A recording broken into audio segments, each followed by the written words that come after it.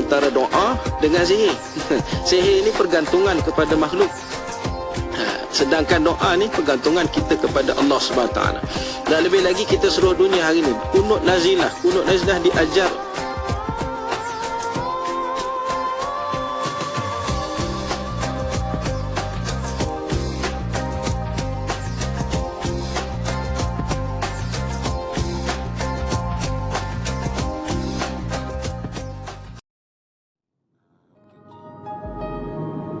Okey, baik. Assalamualaikum.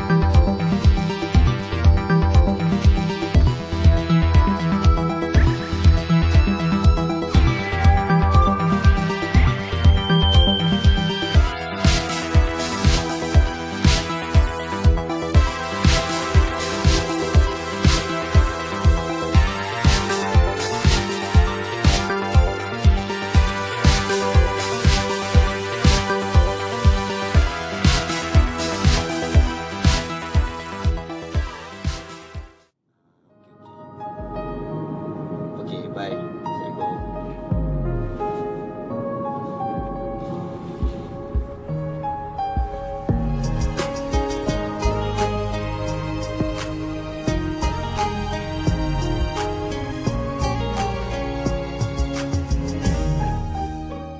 Maksudnya, Ya Allah, sesungguhnya aku memohon kepadamu petunjuk, takwa, pemeliharaan diri dan kekayaan hati.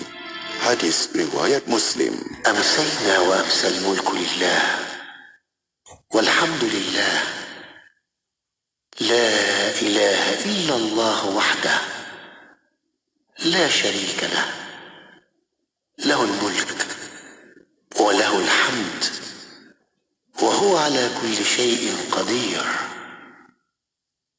رب أسألك خير ما في هذه الليلة وخير ما بعدها وأعوذ بك من شر ما في هذه الليلة وشر ما بعدها رب أعوذ بك من الكسل وسوء الكبر رب أعوذ بك من عذاب في النار وعذاب في القبر. Kami dan seluruh kerajaan memasuki waktu petang kerana Allah. Segala puji bagi Allah. Tiada sesembahan yang berhak disembah melainkan Allah semata. Tiada sekutu baginya. Semua kerajaan hanya miliknya dan segala pujian hanya untuknya. Dia maha berkuasa atas segala sesuatu. Wahai Tuhanku, aku memohon kebaikan yang ada di hari ini dan setelahnya. Sebaliknya aku memohon perlindungan dari keburukan yang ada di hari ini dan setelahnya. Wahai Tuhanku, aku berlindung kepadamu dari kemalasan dan buruknya umur tua. Wahai Tuhanku, aku berlindung kepadamu dari azab neraka dan azab kubur. Raditu billahi rabba wa bil islami dina wa bi Muhammadin nabiyyan wa rasula. Raditu billahi rabba wa bil islami dina وبمحمد نبيا ورسولا رضيت بالله ربا وبالإسلام دينا وبمحمد نبيا ورسولا رضيت بالله ربا وبالإسلام دينا وبمحمد نبيا ورسولا رضيت بالله ربا وبالإسلام دينا وبمحمد نبيا ورسولا رضيت بالله ربا وبالإسلام دينا وبمحمد نبيا ورسولا. Mengerjakan umrah dan fardu haji, pelancongan pelbagai destinasi, untuk perkhidmatan efisien yang mesra di H Travel untuk anda. Tabung Haji Travel, inspirasi anda sedunia. Assalamualaikum, saya Ustaz Hanafiah Abdul Malik. Sungguh mengejutkan, 20 tahun tanpa masjid bagi penduduk di kawasan Lestari Perdana. Mari berwakaf kepada pembinaan Masjid Lestari Perdana, Bandar Putra Permai Seri Kembangan Selangor. Hubungi Hafiz 012-650-2312 atau Syahril 019-324-4985. Kunjungi Facebook Masjid Lestari Perdana atau laman sesawang masjidlestariperdana.com.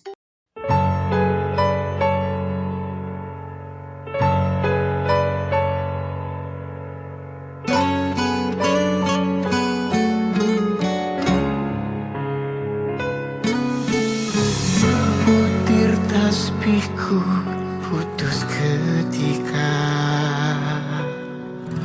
berselawat atasmu baginda.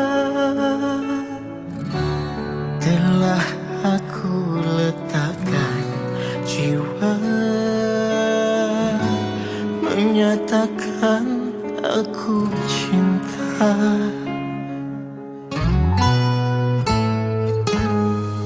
Namun karena hanya dengan satu kata, dia rasana dengan syafaatmu kau meminta. Ya Tuhanku, dia umatku, selamatkanlah dia. Bagaimana mampu engkau cinta sebelum bertemu berabad jaraknya? Aku denganmu tatkala engkau sudah tahu dunia akhir ini mencabar imanku yang selalu jauh darimu.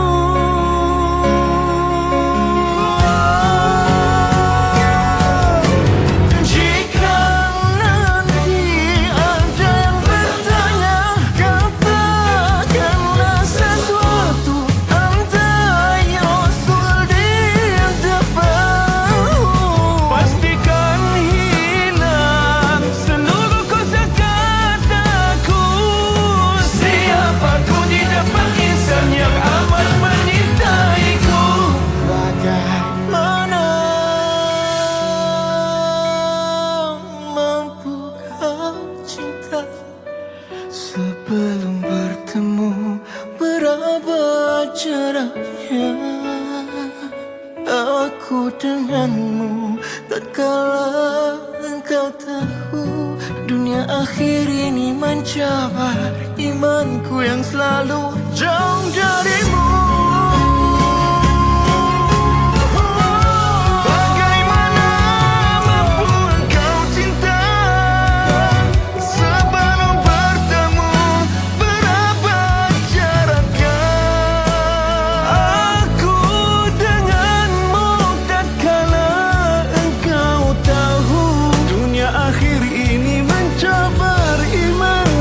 Selalu jauh darimu.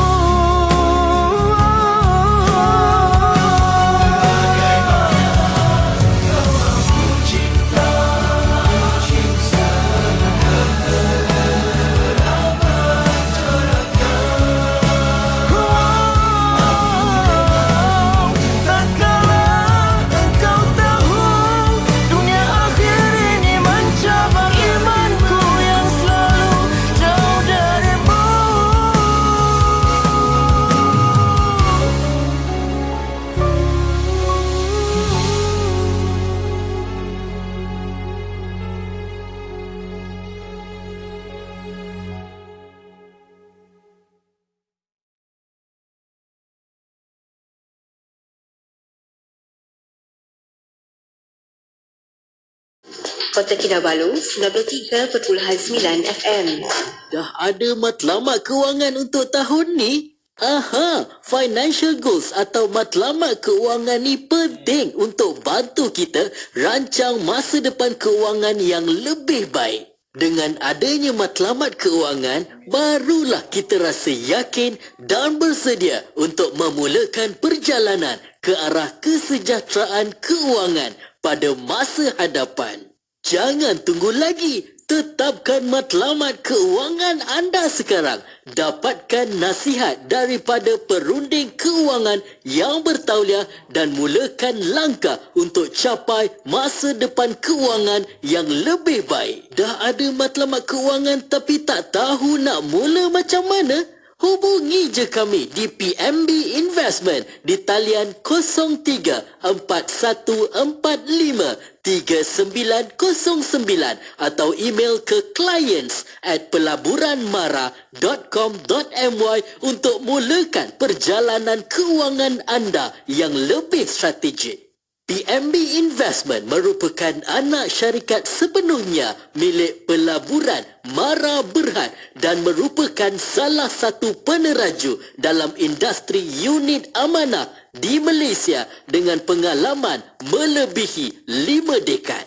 Anda juga boleh merujuk kepada mana-mana konsultan PMB Investment yang bertauliah. Untuk salinan prospektus dan informasi lanjut termasuk risiko dan fee berkaitan dana, layari www.pmbinvestment.com.my. Ingat pelaburan patuh syariah, ingat PMB Investment.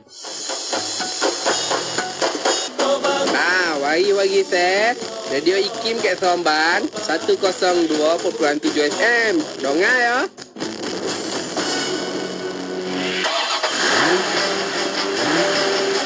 Suhu temperature kepada enjin di negara kita adalah 40 degree Celsius. Jadi kalau kita hidupkan enjin yang mana kenderaan kita telah berhenti lebih daripada 6 jam, auto choke akan bekerja. Ini akan menyebabkan enjin kita akan naik tinggi sehingga 1.8 RPM dan balik kepada statik 1.1 mula kala perjalanan. Kerana ini akan memberikan temperature yang sama rata, seimbang dan sekata. Kalau kita start enjin je terus bergerak, boleh juga, tak ada masalah. Sebab workshop memang ada je tu, bukan? Jadilah pemandu bijak, kocik selamat, jiwa selamat, harta selamat. Keselamatan diutamakan.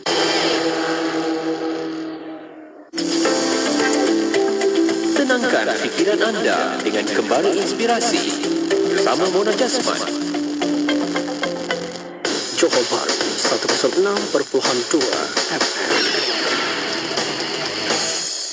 Bismillahirrahmanirrahim. Alhamdulillah rabbil alamin wassalatu wassalamu ala asyrafil anbiya wal mursalin sayyidina Muhammad wa ala alihi wa sahbihi ajma'in.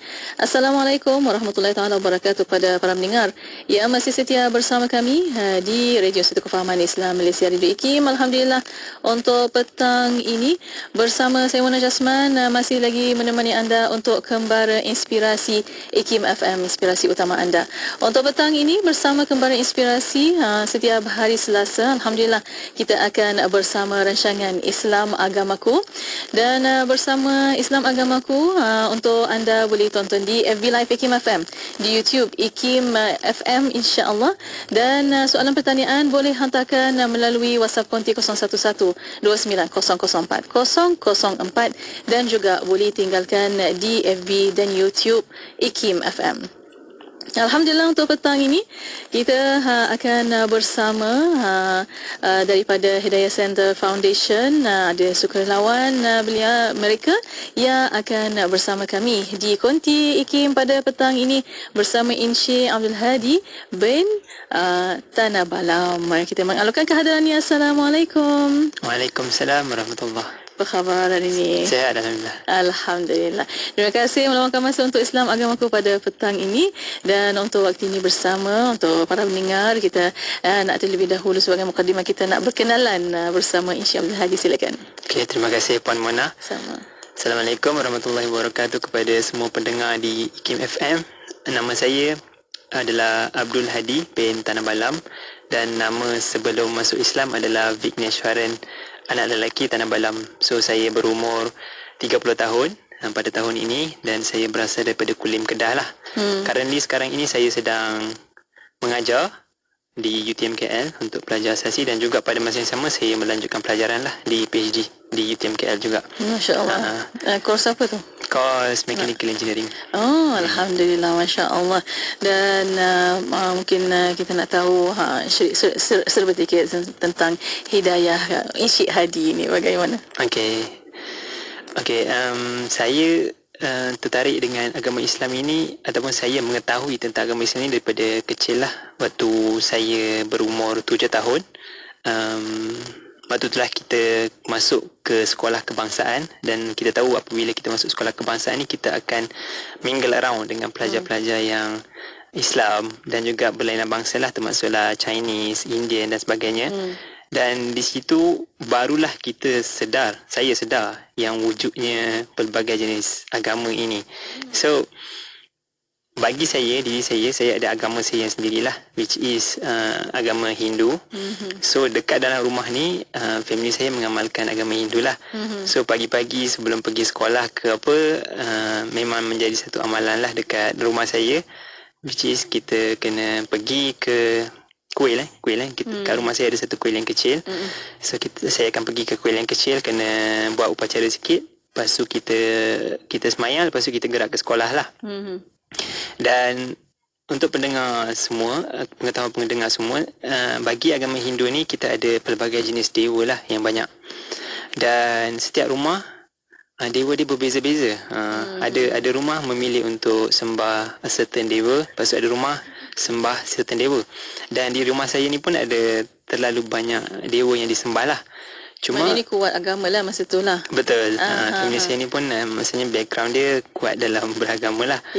Cuma yang menjadi persoalan kepada saya ni, ada berapa banyak dewa sebenarnya yang dalam agama Hindu yang perlu disembah. Dari kecil dah mencari. Saya bertanya-tanya. Betul. Sebab setiap rumah ni tak sama kan, dewa-dewa yang disembah kan. Dan saya tanya-tanya, kalau dewa ni terlalu banyak, boleh ke kita memilih untuk menyembah salah satu dewa sahaja? Ataupun wajib sebenarnya untuk kita menyembah semua dewa? Dan kenapa tiba-tiba terfikir macam tu? Sebab dah budaya macam tu kan? Betul. Sebab kalau betul lah dewa-dewa ni adalah ada di dalam agama Hindu, kenapa kita cenderung untuk tidak menyembah dewa-dewa yang kita tak sembah? Sebab apa? Ada family boleh sembah dewa A, ada family sembah dewa B kan. So, jadi macam mana cari kebenaran itu selepas memang dah nampak banyak yang macam confused dalam diri tu, bagaimana mendapat hidayah tu?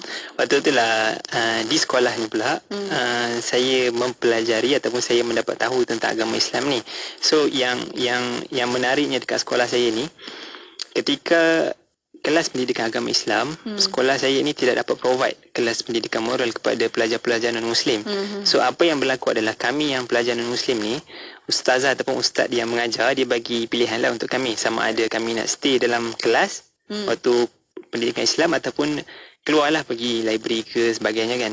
Tapi kami, termasuk saya lah, memilih untuk stay je lah dalam kelas. Dan sedar ataupun tidak sedar lah, sambil kami kadang-kadang main ataupun buat kerja sekolah dalam kelas tu, kita dengar apa yang ustazah ataupun ustaz menceritakan berkenaan dengan Islam kepada pelajar-pelajar Muslim dalam kelas tu. Tapi masuk kelas tu sukarela lah. Kita duduk dalam kelas tu sukarela lah. Maksudnya kita duduk tu bukanlah sebab kita nak belajar. Kita duduk sebab kelas next kita ni lepas pendidikan Islam mungkin ada BM ke BI kan.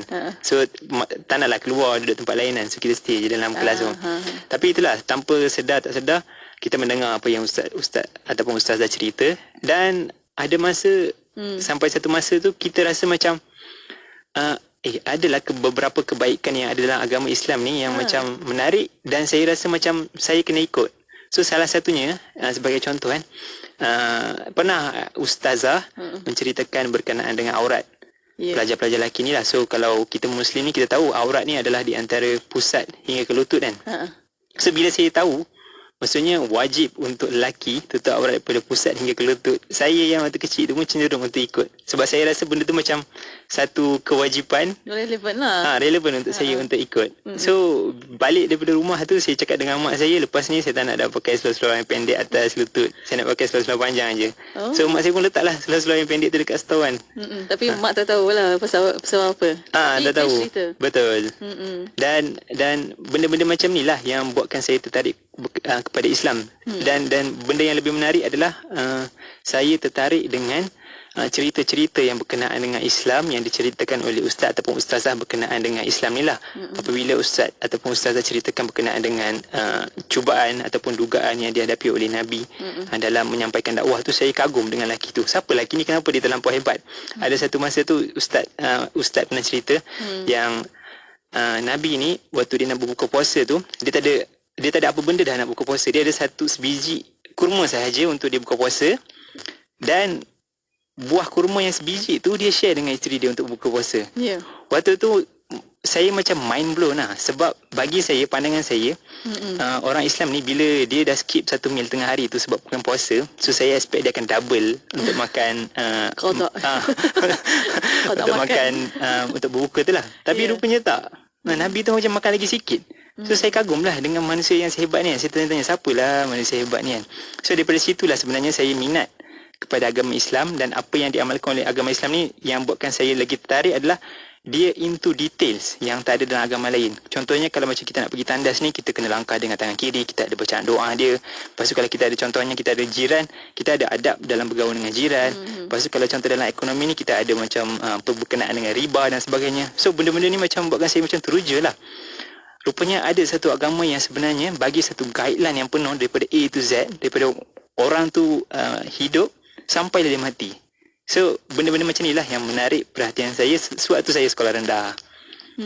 Masya Allah, Alhamdulillah. Itulah banyak yang kita nampak sekeliling. Terlebih dahulu baru nak masuk Islam. Bila masuk Islam tu? Okey, saya masuk Islam time tingkatan 2. So habis sahaja sekolah rendah di Kulim tu, saya melanjutkan pelajaran lah dekat sekolah menengah di sekitar Kulim juga, sekolah kebangsaan Taman Jelutong lah. Sekolah menengah kebangsaan Taman Jelutong.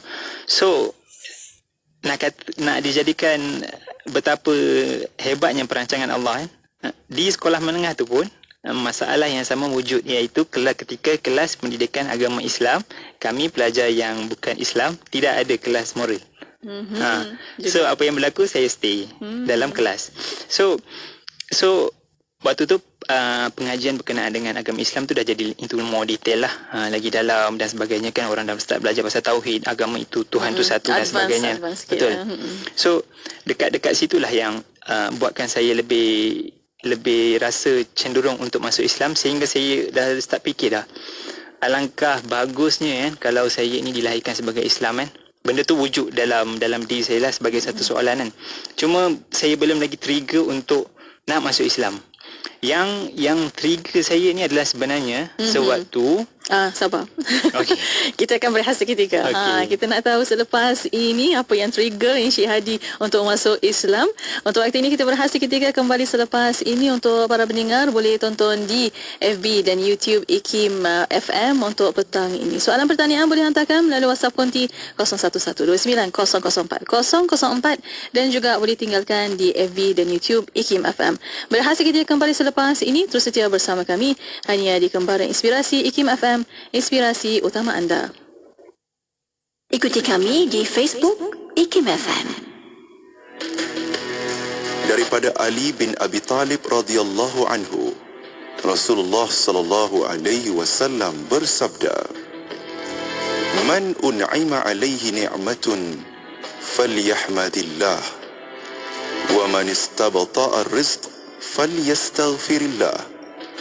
ومن أحزنه أمر فليقول لا حول ولا قوة إلا بالله." Maksudnya, sesiapa yang dikurniakan kepadanya nikmat, maka hendaklah ia memuji Allah. Dan sesiapa yang rezekinya payah dan susah, maka hendaklah beristighfar kepada Allah. Dan sesiapa yang dilanda kerunsingan, maka hendaklah diucapkan la haula wala quwwata illa billah. Hadis riwayat Al-Baihaqi. Negeri Sembilan 102.7.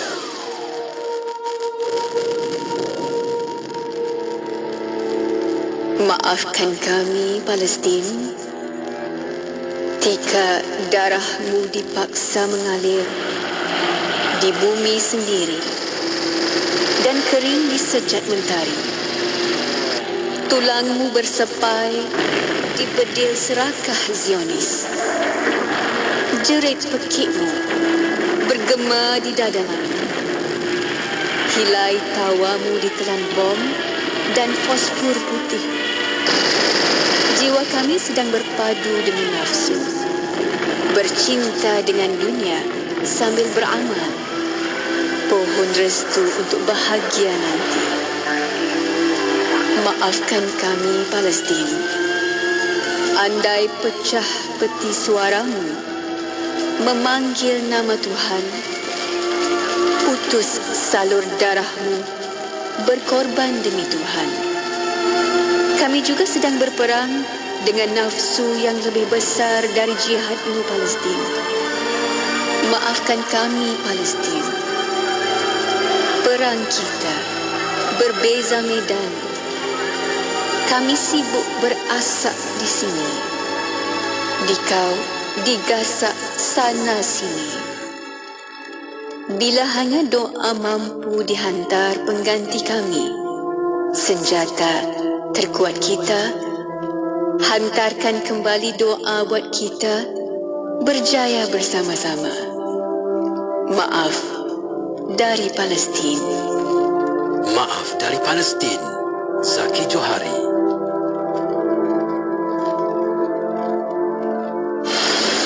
Kuala Terengganu 100.2.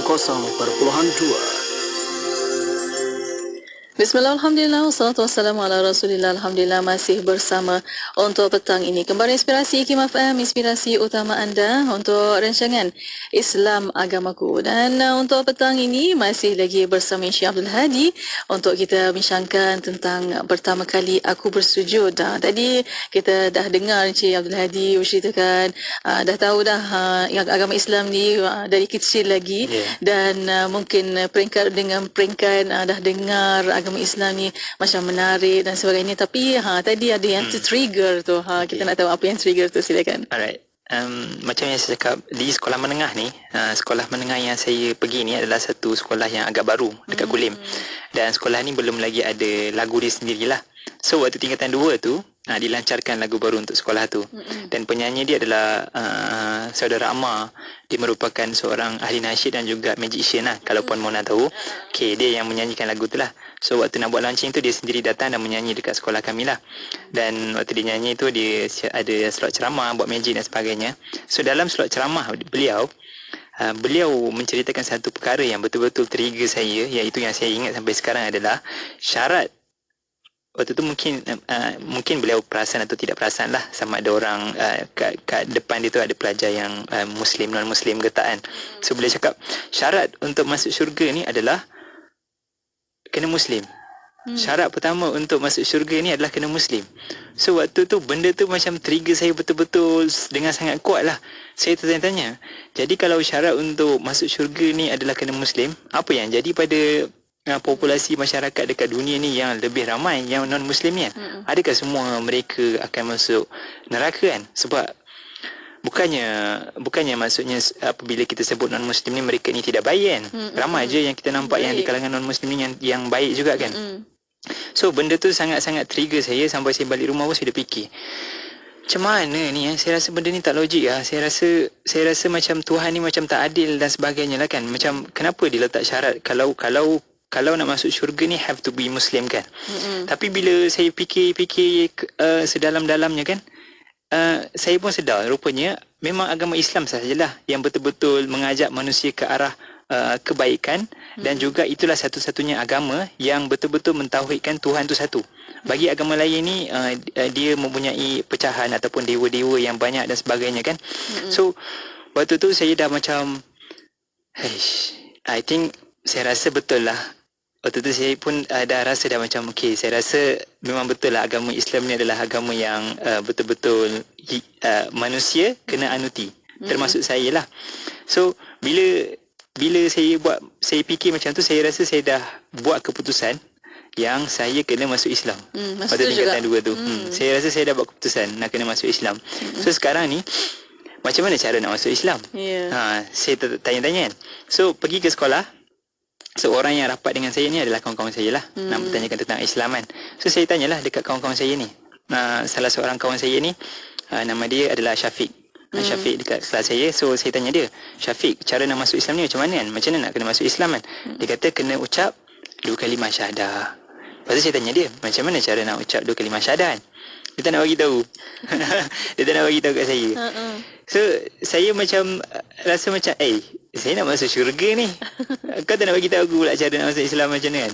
Lepas tu saya tanyalah kawan yang kedua kan. Kawan kedua ni nama dia Syazwan.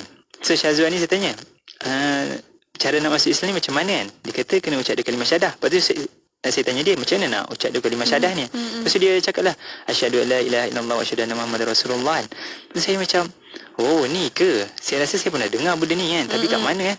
Fikir-fikir rupanya dekat azan. Sebab rumah saya ni memang betul-betul dekat dengan masjid. So every time masa waktu tu saya memang akan dengar azan tu kan. So azan juga perkataan tu. So benda tu memang kita dah memorize lah. Tanpa sedar kan. So rupanya benda tu lah yang dimaksudkan dengan 2 kalimah syahadah kan. So saya pergi balik kat Syafiq yang pertama tu, kawan saya tu, saya cakap asyhadu an la ilaha illallah wa asyhadu anna muhammadar rasulullah.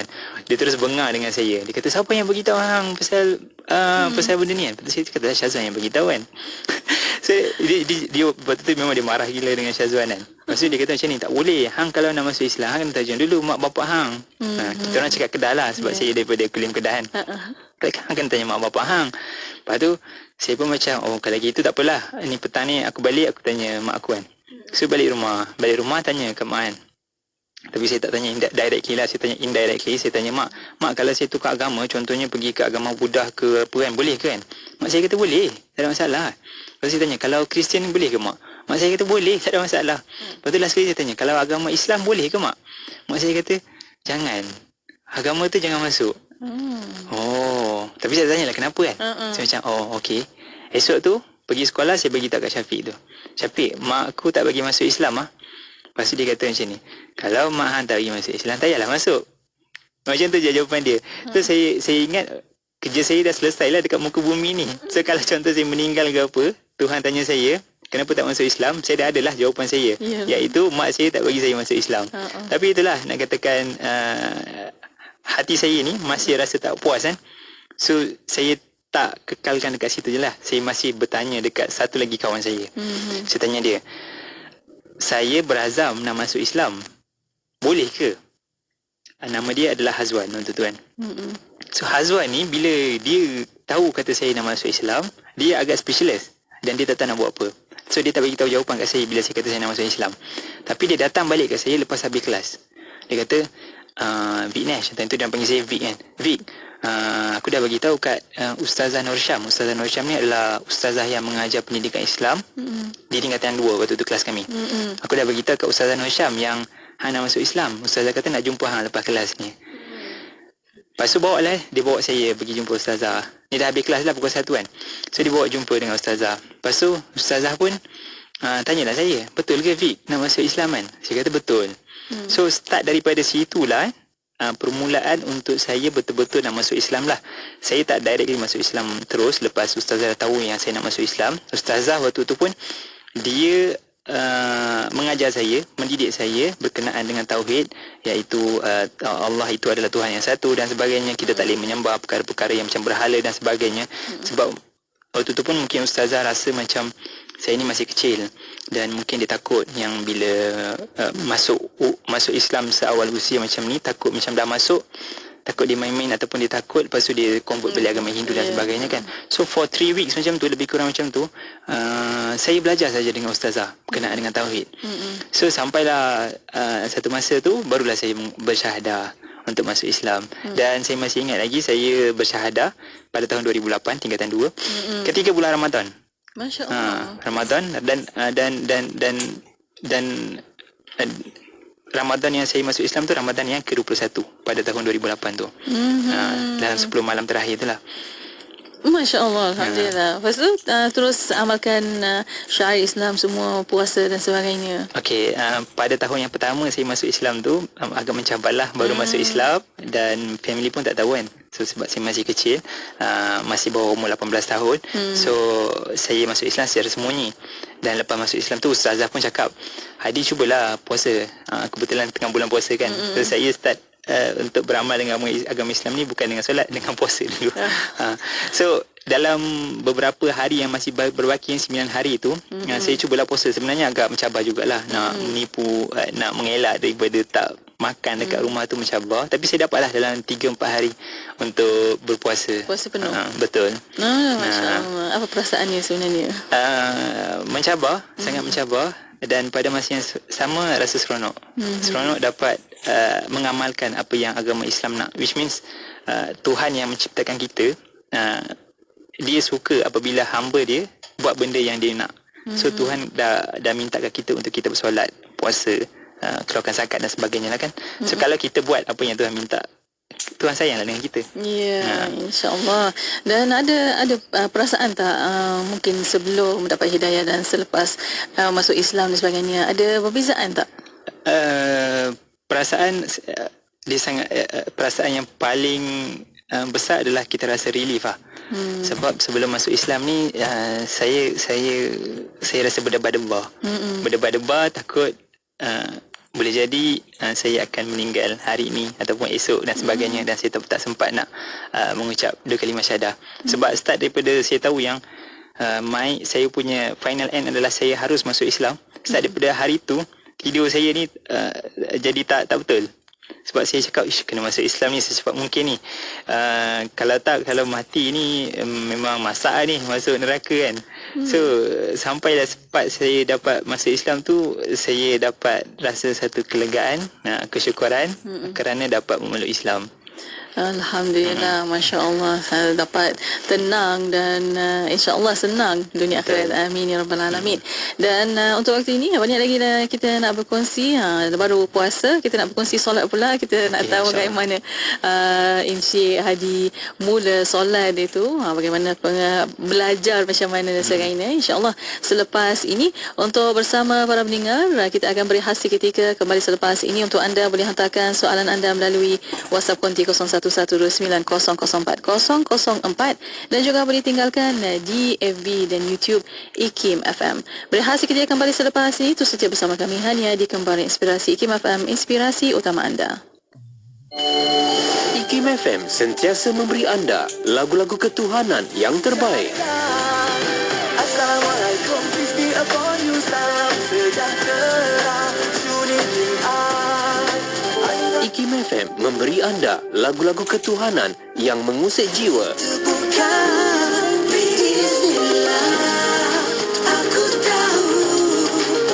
IKIM FM, inspirasi utama anda.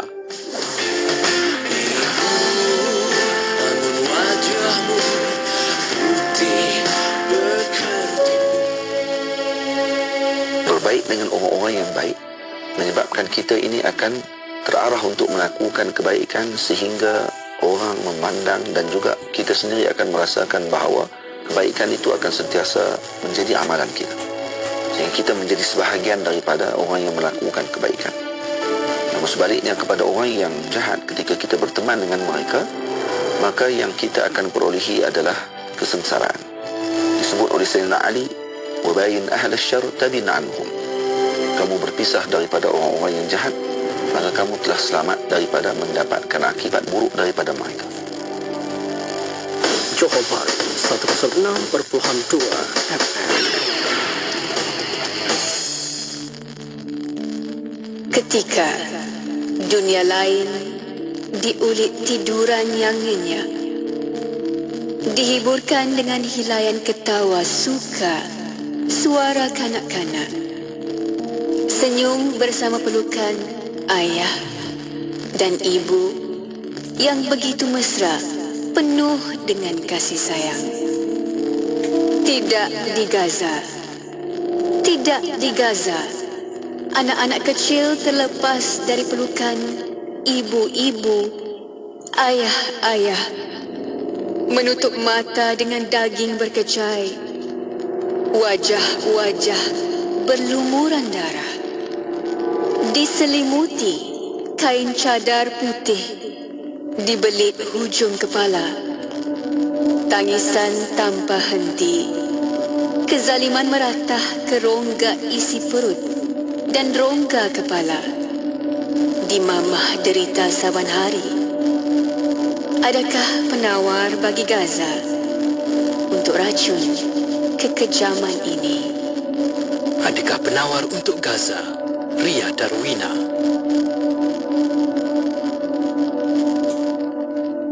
Ikuti kami di TikTok ikimfm.my. Tidak kira di mana jua destinasi anda, IKIM FM sentiasa menemani perjalanan dan kembara anda dengan juadah minda yang bermanfaat. Menerusi rancangan terbaik kami, dengarkan setiap hari rancangan Hayya Bil Arabiyah, Pesona di Zahra, Islam Agamaku, Fas'aluna, Imanuna dan Usra Nurani bersama Mona Jasman. Pastikan sentiasa setia mendengarkannya dalam Kembara Inspirasi dari 4 petang hingga 7 malam di IKIM FM, inspirasi utama anda.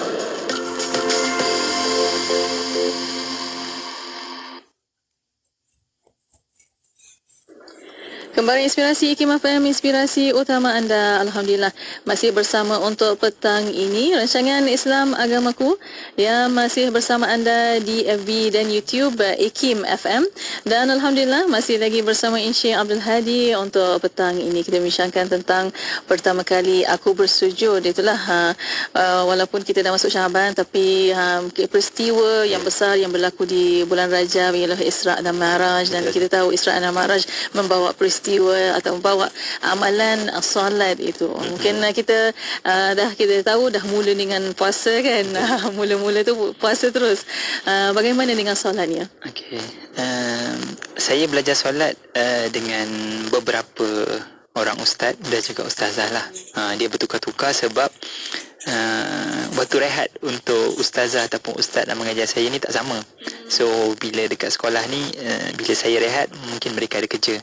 So ustazah ataupun ustaz yang lain akan mengajar saya lah. So daripada situlah sedikit-sedikit sampailah saya dah boleh mengamalkan perkara-perkara yang wajib dalam solat ni. So dalam solat ni ada 13 rukun penting yang kita kena buat. So bila saya dah faham 13 rukun tu dan dah boleh amalkan, start daripada situlah yang saya mula mengamalkan solat 5 waktu secara konsisten. Dan benda ni sangat mencabar sebenarnya. Apabila saya nak solat dekat sekolah, dia lebih mudah lah sebab tak ada orang yang nak pantau ataupun melihat kita kan. Tapi bila saya balik ke rumah dan saya kena solat dekat dalam rumah, waktu tu lah cabaran mula datang lah. Terutamanya macam solat maghrib, solat isyak, ataupun waktu cuti sekolah. Kita orang kalau kat Kedah cuti Jumaat dan Sabtu kan. So nak solat 5 waktu dekat dalam rumah tu agak mencabar. Nak solat Jumaat lagi lah. Betul, solat Jumaat lagi mencabar, betul. So lepas sahaja saya dah belajar pasal solat ni, dah tahu dah, saya terus je. Bila kat rumah ni, bila dah masuk waktu kan, saya akan terus pergi kat dalam bilik, saya terus kunci bilik, saya akan solat. Dan benda tu lah yang saya buat untuk beberapa seketika, sehinggalah mak saya ni dah start perasan. Kenapa Vic ni selalu sangat kunci pintu kan? So dia tanya saya, dalam bahasa Tamil lah, hang ni kenapa selalu sangat kunci pintu kan? So saya cakap, tak ada apa. Saya cakap tak buat apa-apa kan. So dia jadi tak puas hati lah kat situ. Masa macam tu tanya-tanya macam tapi apa? masa tu dah besar dah kan? Waktu tu saya dalam tingkatan 3, tingkatan 4 macam tu lah. So dia jadi tak puas hati lah. Sampai satu masa tu dia menunggu sebenarnya untuk saya masuk ke dalam bilik untuk solat. Dan saya masih ingat waktu tu saya nak solat isyak. So solat isyak dah malam lah. So bila saya masuk ke dalam bilik, saya nak solat isyak tu, mak saya ni tunggu kat luar rumah saya. So dalam bilik saya ni ada tingkap. So tingkap tu sebenarnya menghadap kebun lah, kebun pokok dan sebagainya. Boleh orang nampak ke? So bila kata rumah kampung ni, dia tingkap dia kan yang macam tap boleh buka macam tu kan.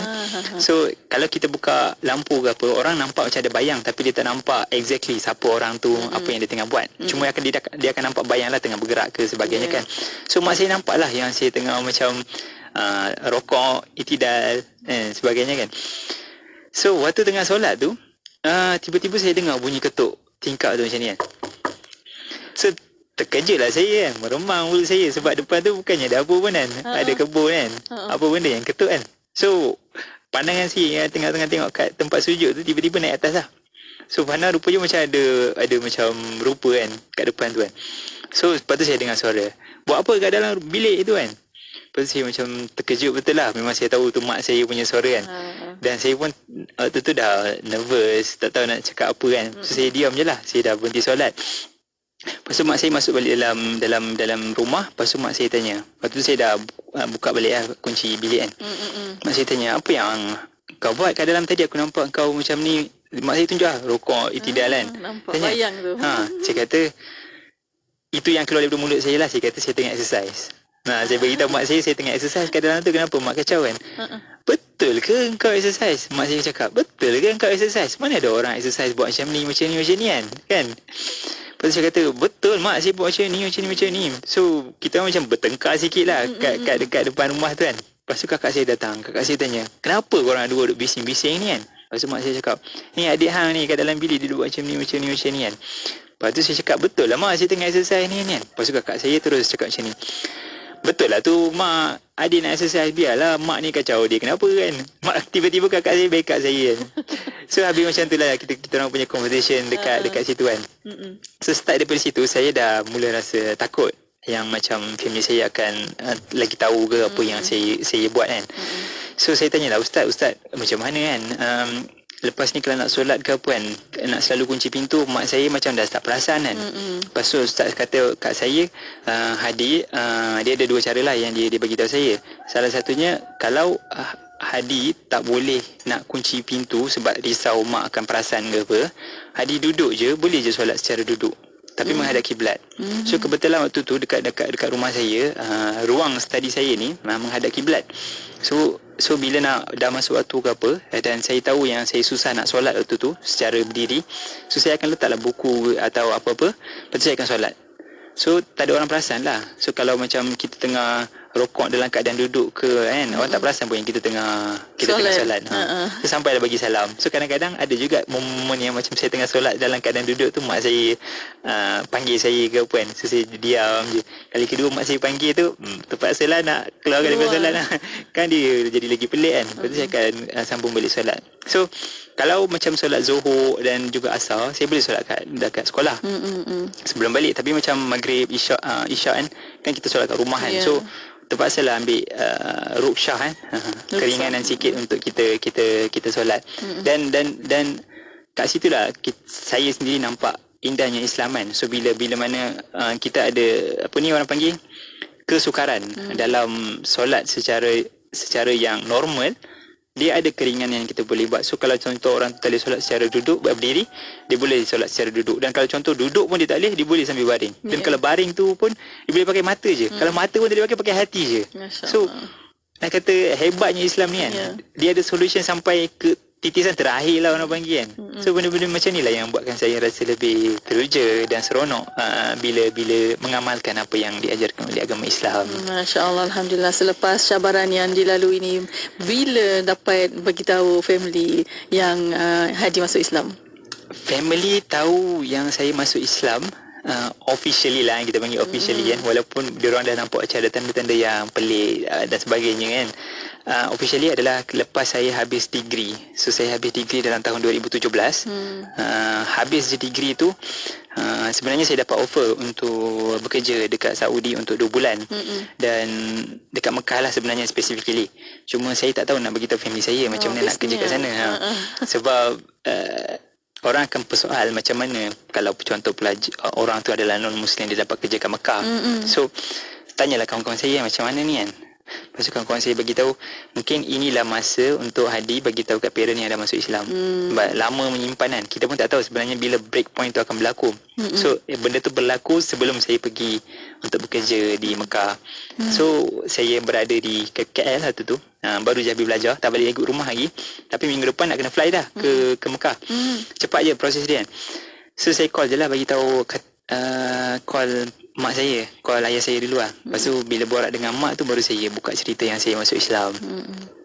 Dan seperti yang dia expect lah, mereka tidak boleh terima lah. Memang waktu tengah dalam call tu saya dengar mak saya menangis, ayah saya macam sedih. Saya ada nenek lagi yang masih hidup, alhamdulillah, dan dia pun memang sedih lah. Bertukar-tukar telefon, dia beritahu kenapa ambil jalan ni dan sebagainya kan. Dan saya pun waktu tu agak speechless lah, saya pun tak tahu nak cakap apa kan. Tapi saya cakap je saya dah Muslim kan. Saya letak telefon lah. Ayah saya pun cakap macam ni, lepas ni Hadi, bukan Hadi, dia panggil Vignesh kan. Dia panggil lepas ni jangan balik rumah kan. So saya waktu tu agak runsing lah, tak tahu nak buat apa kan. Minggu depan nak kena buat preparation untuk ke Mekah. Lepas tu pada masa yang sama ada masalah dengan family dan sebagainya kan. Tapi alhamdulillah lah, Allah Ta'ala permudahkan untuk saya dalam urusan tu lah. So habis saja saya pergi ke Mekah kerja. Lepas tu bila balik tu start daripada situlah slow hubungan saya dengan family ni berubah menjadi lebih baik lah. Dan mak saya pun nampak terbuka untuk saya mengamalkan dalam agama Islam. Sebab waktu saya balik tu, kebetulan waktu tu adalah bulan puasa. So bila bulan puasa ni kita kena berpuasa lah, bangun untuk sahur dan sebagainya kan. Tahun 2018. So waktu tu bila nak sahur tu saya cakap dengan mak saya, mak tak payahlah bangun, saya makan je apa yang ada, buat Milo sendiri ke apa kan. Tapi tak, mak saya nak bangun, nak siapkan sahur untuk saya dan sebagainya kan. So benda-benda macam tu buat saya terharu lah dengan family saya. Dan sekarang ini mereka dah lebih open lah. So bila saya nak solat ke, saya nak pergi solat Jumaat ke, nak puasa dan sebagainya dekat rumah ni tak jadi masalah. Dan mereka pun tahu yang saya ni pun kalau nak makan contohnya ayam ke ataupun kambing ke, ianya perlu disembelih ataupun perlu dibeli dengan orang-orang yang penjualnya adalah Muslim. So bila balik kampung tu memang diorang akan beli daripada orang-orang Muslim lah untuk masakan untuk saya. Masya Allah. Alhamdulillah. Alhamdulillah terbuka hati juga. InsyaAllah semoga terbuka hati untuk hidayah. Amin ya Rabbal Alamin. Sama-sama kita doakan. Dan untuk waktu ini sebenarnya Encik Hadi banyak lagi yang kita nak kongsikan, tapi kesempatan masa ini yang kita ada. Dan mungkin soalan terakhir, siapa yang bagi nama Hadi tu? Okay, nama Hadi ni diberikan oleh ustazah saya lah dekat sekolah. So start je saya mengucap dengan dia. Esoknya tu dia dan juga sebenarnya malam tu lah, dia dan juga suami dia tu dah fikir dah nama yang sesuai untuk saya. So pagi tu bila saya datang ke sekolah tu, kita ada perhimpunan kat sekolah. Sebelum perhimpunan tu ustazah dah datang kat saya. Lepas tu dia panggil saya, Vic, saya dengan ustaz semalam dah bincang-bincang. Lepas tu nak fikir nama yang sesuai untuk Vic lah. So nama yang untuk Vic ni adalah Abdul Hadi, hamba yang mendapat hidayah. Masya Allah. Alhamdulillah. Dan untuk waktu ini sebenarnya tinggal sedikit masa lagi untuk mungkin ada pesanan kepada para mu'alaf yang baru nak berjinak-jinak nak masuk Islam. Silakan. Okey, pertamanya kepada pendengar-pendengar yang sedang mendengar lah, nasihat saya adalah kadang-kadang hidayah ni masuk ataupun orang mendapat hidayah ni bukan disebabkan oleh dakwah yang kita sampaikan orang tu, tetapi disebabkan oleh apa yang dia tengok dan juga dia dengar daripada diri kita, kita yang orang Islam ni lah.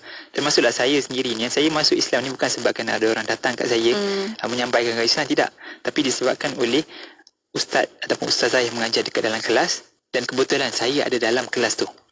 Yang mana niat ataupun sebab mereka mengajar ni nak mengajar pelajar-pelajar Muslim dalam kelas tu. Tapi kebetulan saya ada kat situ kerana saya mendengar, saya melihat apa yang ustazah ataupun ustaz tu cerita, saya boleh cenderung untuk minat kepada agama Islam.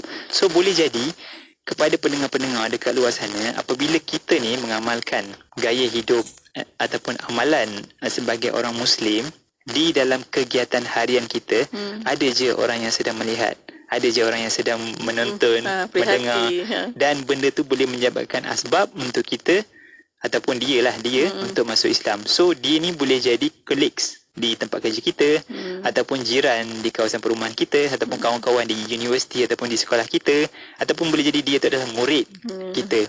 Tapi di dalam diri kita ni perlu ditanamlah satu jati supaya adanya usaha untuk dakwah, dan dia tak perlu directly lah.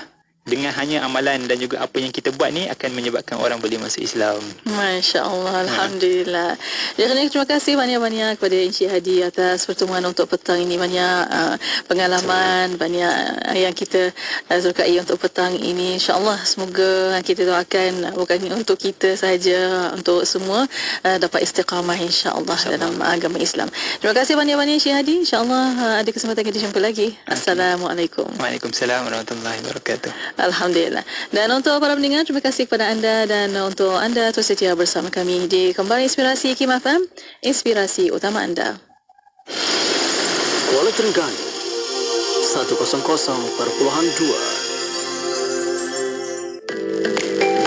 24 jam sentiasa mendampingi, indah dengan muzik Islami dan program dakwah. Sebab itulah kerana manusia ni kan sering kalahnya dengan Allah. Dengarkan di IKIM FM, inspirasi utama anda.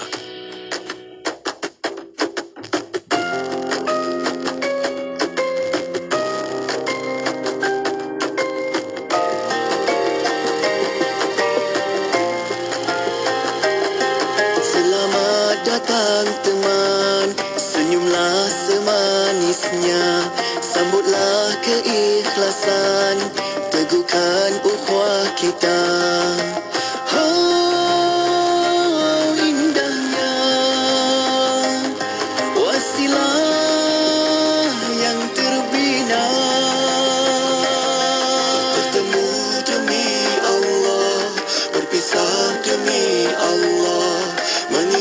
Rasulullah, sesuci Quran Sunnah, satu ikatan bahagia selamanya.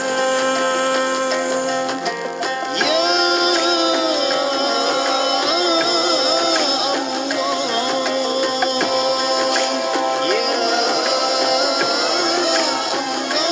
bermula kita dengan kasih, bawa hati bersih dan mengalirkannya dengan jernih.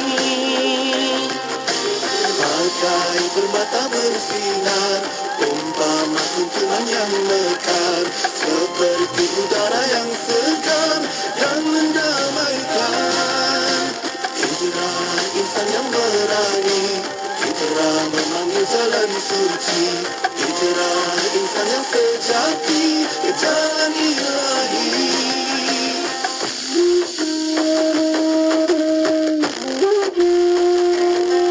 Bertemu demi Allah, berpisah demi Allah, mengikut Rasulullah, sesuci Quran Sunnah, satu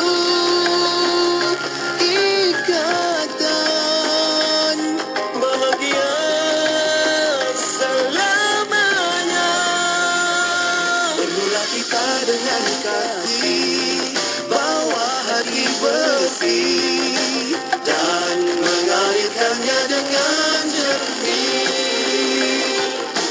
Bagai permata bersinar, umpama kuntuman yang mekar, seperti udara yang segar dan mendamaikan. Hijrah insan yang berani, hijrah memanggil jalan suci, hijrah insan yang sejati ke jalan ilahi. Bagai permata bersinar, umpama kuntuman yang mekar, seperti udara yang segar dan mendamaikan. Hijrah insan yang berani, hijrah memanggil jalan suci, hijrah insan yang sejati ke jalan ilahi.